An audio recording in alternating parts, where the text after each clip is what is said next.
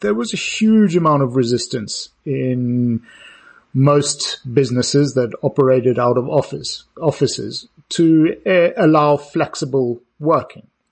In fact, if you look at the sort of the trends of the sort of 2 decades preceding the pandemic, the trend was, in particular, in things like the tech sector, for these big companies and corporations like Apple and Google to try and persuade their employees practically to live in the office. So they had these gyms and workplace, it was almost like creating this in kind of, their life was on the Google or Apple campus or tech campus. And this was a sort of reflection of, there was a sort of sense that if we worked remotely, it would turn us into a bunch of dispirited, useless mooches. And it was pretty much widely accepted. There were some people doing delicate experiments with home working and some flexibility to enable, for example, working parents. And certainly I know in Britain or in Europe, we're much better at it than in the States, enable both working mothers and fathers to sort of spend more time with their children. But there was generally a real resistance. There was an established view that this was just the road to ruin. It would ruin whatever they called company culture. It would get rid of these mythical things called water cooler moments, which I've never really ever encountered a story of a real water cooler moment where some great inspiration happened at the water cooler in a business somewhere. And with the pandemic, when we were forced to work at home, suddenly people realized, that actually, in many kinds of roles in the workplace, it wasn't a road to disaster. In fact, people were more productive. And they were more productive because they didn't have to endure absolutely arduous commutes to their workplaces, which were, again, they had to live far away from because the nature of the way we organize our economy meant that property prices were too inflated to live anywhere near their actual workplaces. They also discovered that if they were able to spend more time at home and with their families, they ended up spending more quality, they ended up being more focused at work. They also recognized that when they were in the actual workplace, they also only actually spent 3 or 4 hours a day really working productively anyway, because at work you try and distract yourself by having conversations, with in companionship with your work colleagues about how miserable your jobs are. So it shattered a well-established shibboleth about work.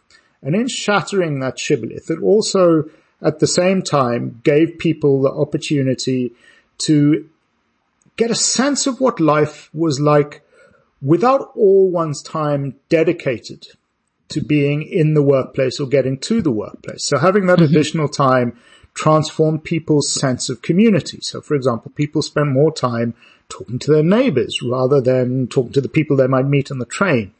They got a different sense of geographical community, and they spent more time with their families. It had this net effect of readjusting individual priorities. And as a result of that, many people fundamentally changed their attitudes and responses to and expectations of what would be tolerable for the workplace. So that was a fairly fundamental shift. And once you break one shibboleth, then other shibboleths can begin to fall as well. So, for example, we're seeing now real momentum, certainly in mainland Europe, around the 4-day week now.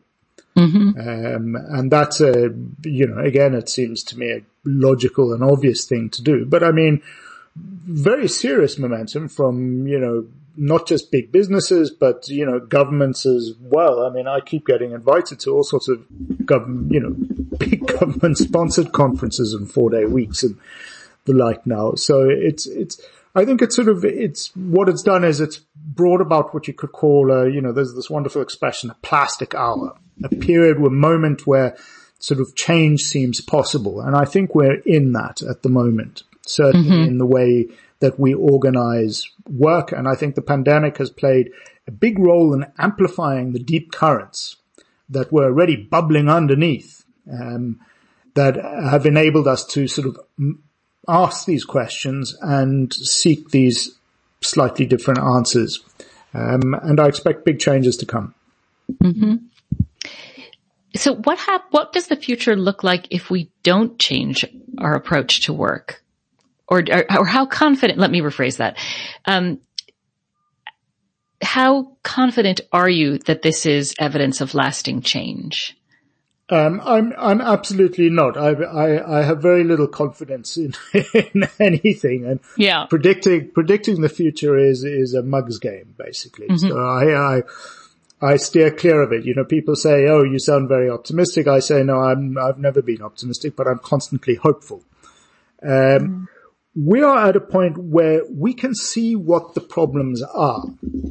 The way we work now is, and again, this was sort of why it was so important to sort of bring in that issue, that correspondence with energy in the book, and this idea that work actually is this fundamental energy process, because there's a clear correspondence between the amount of energy, the amount of work we do, and the amount of energy we use. And there's also a clear correspondence between the amount of energy we use and the ensuing environmental crisis. Both in terms of climate change and biodiversity loss, and we spend an awful lot of time and energy and money producing and consuming things we don't particularly want or need.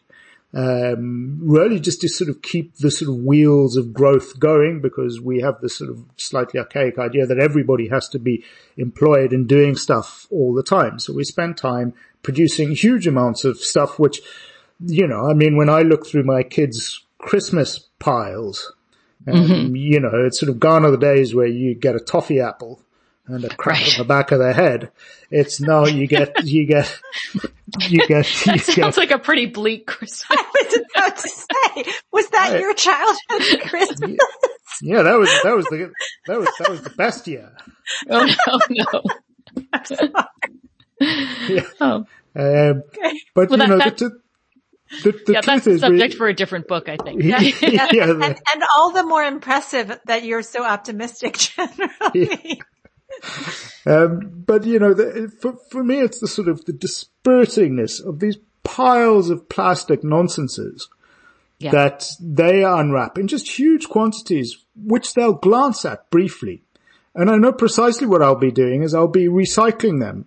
So there's this huge energy trail to first of all make these things, then unmake these damn things, all in the service of sort of keeping the great wheels of the economy growing.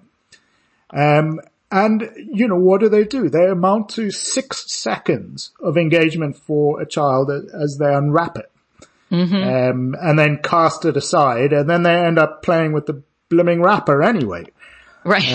Because that's the most interesting thing. And then, of course, that's the sort of facile thing as the sort of plastics and children, but there's, lots of our tech institutionally and forcibly redundant.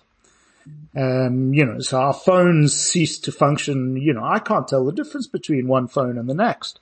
And we make it very difficult to repair things, so the days of actually changing parts on things has disappeared. We upgrade the whole unit. And again, it's all to do with this sort of fairly pointless focus on production and consumption. And this again relates very closely to our determination to keep everybody in jobs, to keep the wheels of the economy growing and growth going. And this ultimately is a set of destructive behaviors. And, ironically, it's a set of destructive behaviors and nobody's even happy. I understand the human tendency for destructive behaviors. Lots of people smoke and drink and take drugs until they sort of waste away to nothing. But at least doing that is fun. With our economies, we're spending our time doing really dull things and at the same time cannibalizing our futures.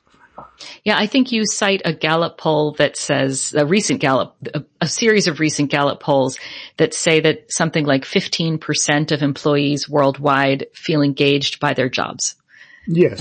So there's clearly a need for change and indications that change may be afoot, which leads me to my penultimate question for you.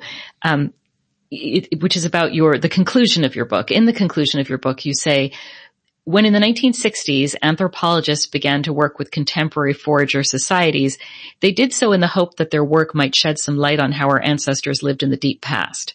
Now it seems that this same body of work might offer some insights about how we might organize ourselves in an